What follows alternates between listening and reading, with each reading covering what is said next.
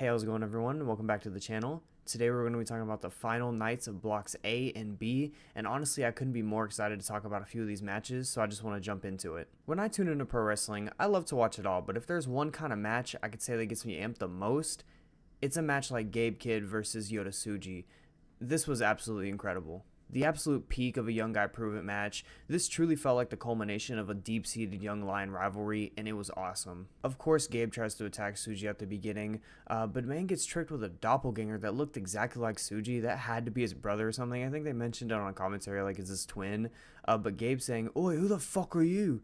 absolutely fucking killed me. But I love when they give these guys new, like, fun and creative ways to avoid these kid attacks, because at this point they should all just see it coming. Gabe selling this match was off the charts. He did simple stuff like the way he sold the dive from Tsuji, where he just kind of paused before falling over, and then when he sold the headbutts by having to shake them off himself, even falling back at one point, like just completely stumbling, it made them look so real and so authentic. It was such great stuff. The pent-up aggression these guys had for each other came out full force in 3 separate occasions: one chop, one forearm, and one slap, and they all looked incredible. They were all just such hard-hitting stuff.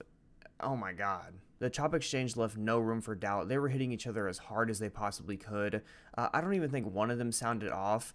And then the slap exchange left none either, with Tsuji eventually putting his hair up, signaling business time, and this eventually heated up into some hard hitting blows, like even harder than they were before. Gabe's cocky arrogance and his in-ring shit-talking just makes these moments where he gets put down by his opponent so much better and so much cooler, because every time the crowd just goes insane for it because of how good Gabe is at getting them to hate him. It's also kind of insane that that big, brawling, mean asshole can do a moonsault with such perfect form, even looking better than Tsuji's at one point. Like, this kid is just an insane talent. The dropkick spear counter from Gabe Kidd was absolutely incredible. It looked like Tsuji just hit a fucking brick wall, but the second time around where he went for it, Gabe just couldn't stop that bullet train, and this rivals Eddie versus Ishii match of the tournament. I can't even lie to you. I love this shit. These guys are absolutely going to be at the tip top of New Japan if they just stay focused, and this whole match was such a perfect way to cap off their G1s. This was just such generational stuff. I loved it so much. Kaito Kiyomiya versus Ren Narita, they had it all. The match was great. The crowd was losing their minds, and then they just slipped and fell in the ending. Like, why did they just do this to themselves? Look, I know the winner is going to be the main topic of conversation, but we're just going to wait and talk about the match first. This was an absolute banger. It had absolutely perfect pacing. That was just something that stood out to me the most, just how well paced this match was. This match was almost totally centered on Kaito working over Ren's knee, which was great the whole way through. He started with just working over one, and then he switched to both. He just said, "Fuck you standing. You're not going to be allowed to stand after this, yo." I always love this in wrestling matches, but I loved it here. How Kaito's just willing to take so much offense from Ren just to get one good shot on the knee, which would just put him down and set up that figure 4 for later. I thought that was such good stuff. Narita then sold that knee so well. Like, when he went for that classic bridge, he does those so well, but he had to float over into the normal cover because of the damage to the knee. I thought that was such a simple but effective way of putting over how much, had been done to it. Narita just looked very good here, maybe the best he's looked. He's so smooth in his transitions, and I love how he rushes to his opponent to put him in a hold even after taking a big hit. It really does make him look like an assassin, even if his base offense is a bit bland to me right now. I think he should really lean into that. But now we're going to talk about him, the potential G1 MVP, Kaito Kiyomiya, who was absolutely incredible this match. He was so ready for that Okada rematch, and then they just fumbled, ruining that perfect outcome, the easiest story of their fucking lives because of, like, what, politics? Like, fuck off, man. Kaito's been incredible. Anyone who may have doubted him before definitely shouldn't doubt him now, and it's an absolute shame he doesn't get to advance over someone we're going to talk about at the end of this night. Like, it's crazy to me. We're going to put all that to the side just to close this match off. We're going to talk about it more later, don't you worry. The match itself was awesome, and I'm really excited to watch Narita grow, and I'm really excited to search out more of Kaito because that man is so different. This was a great match aside from all the ending, I've dogged on Chase Owens all turning long, not for invalid reasons in my opinion, but I'm happy to report that for the final day, I can be nice because this was fun. The comedy throughout this match was very entertaining. Chase was applying multiple of Sonata's signature moves because, as I've mentioned in commentary throughout all of his matches throughout the G1, he's been looking forward to the Sonata match for he can potentially get a title shot if he wins. So he's been doing his homework, and I really appreciated that little story beat. Him putting on the Paradise Lock got a really good reaction from the crowd, which is cool considering they haven't been very vocal during his stuff in this G1. This wasn't bad at all, and I'm glad we can end this pretty abysmal Chase Owens run on a more positive note.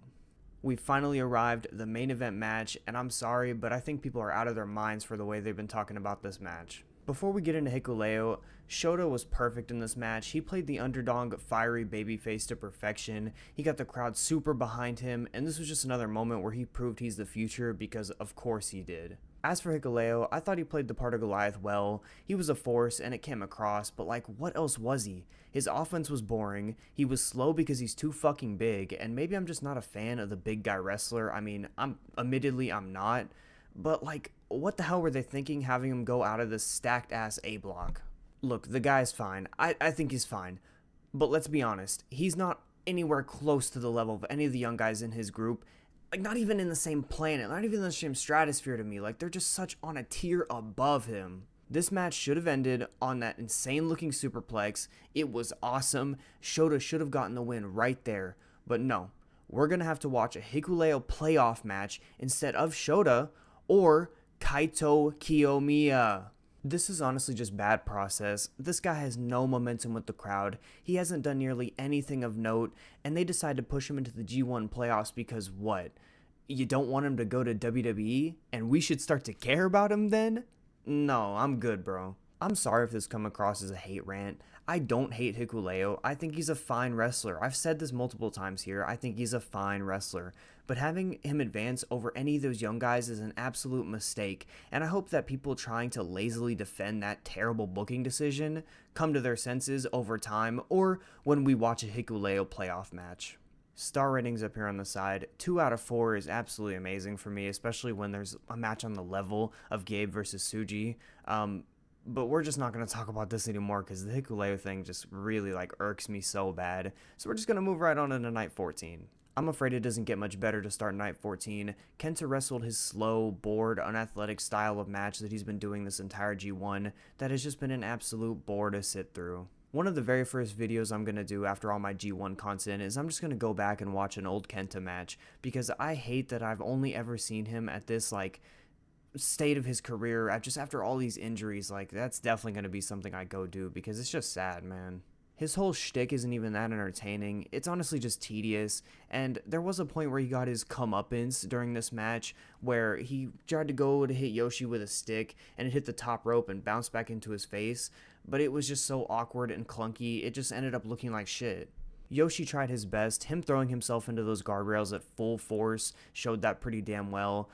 He's been a lot of fun this G1, but it's going to be really hard for you to get a good Kenta match just when he's being, like, it has no stakes, and he's just so unenthusiastic about it all. He tried, but it just wasn't going to work out. Great Okan versus Taichi. For another match with no stakes, they did the best they could and had a very good match, actually, focused mainly on submission-based wrestling. Okan took a more aggressive approach to the match at the start, looking for that big win, while Taichi was just kind of egging him on to do better and just give him more, which made for a good ground for this whole match to stand on.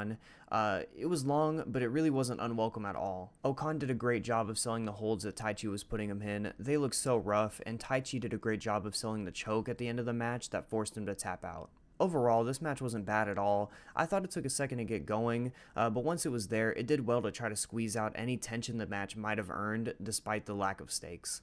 I'm sorry, but it's going to happen again. This match overall was fine, but it was littered with moments of shit from Tungaloa, which started right from the top with a few like slow and sloppy attempts at roll-ups. I loved Okada just being mean because he's bored and wants to go home. That blank expression that he had whenever he spiked Loa's head into the table just cracked me the fuck up.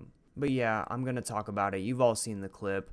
The fury of strikes from Tongaloa around the 5-minute mark was fucking dog shit. It was honestly embarrassing out of the guy, and it was even more embarrassing for Okada, who had to try his best to sell the damn things. Specifically during that exchange, but throughout the whole match, he put absolutely nothing behind his strikes. They all just looked poor, which is crazy because, like, isn't that what you're supposed to be good at when you're that size and that's your whole gimmick? Look, this match was fine. I'm not going to go on and on about Tongaloa. He clearly wasn't ready for this G1, and it showed every single match. Okada worked his magic, though, and brought this up to make it, like, less of a pain to get through. Fuck yeah. Will Ospreay versus El Phantasmo. This was This is such a good way to close out the video and such a good way to close out night 14. This was absolutely off the charts stuff. From the beginning of this match, you knew it was going to be the shit. The crowd was so behind ELP, it was insane. I've been saying this all G1 long, but ELP has done such a good job of getting the crowd behind him, and this match was honestly the culmination of all of it. These guys were working so fast, so smooth, so crisp, and my god, it was just so refreshing to see after all the matches we've had to sit through on this night. Incredible spot after incredible spot was the name of this match. I'm just going to go ahead and name a few. Will flipping off of ELP's chest, the by the book perfect moonsault from ELP to the outside, the coast to coast super kick counter from ELP. I mean, I swear I could go on for so long. This is just one of those matches you're going to have to go out of your way to go watch, because I simply cannot describe its beastness to you in this video. The way these two showed their athleticism and their characters at their core was honestly masterful, and it's truly a wonderful cap off to a couple of great runs from both guys. The crowd was rocking, the match was hitting, the near falls at the end were peak.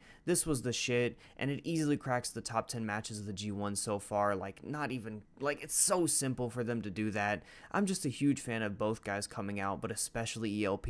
He's gonna go up a lot on the New Japan Pro Wrestling Stock Exchange after this run, and yes, I am teasing a future video after the G1 is done. Shh.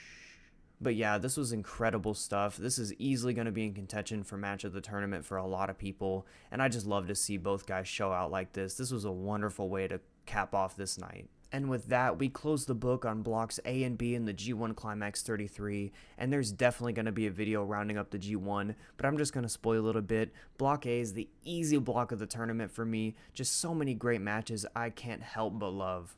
Every time I turned on the G1 in a block A and B day, I knew I was in for at least a couple great matches, and that honestly says a lot with all these mid matches going on. I knew I was in for at least a couple bangers with a couple of young guys that just are so good. That's going to do it for the video. I want to thank you if you stuck all the way through. Leave a like, subscribe, comment down below what your opinion on these blocks are, and yeah, have a good one, and I'm for sure going to see you for the finales of block C and D. Peace.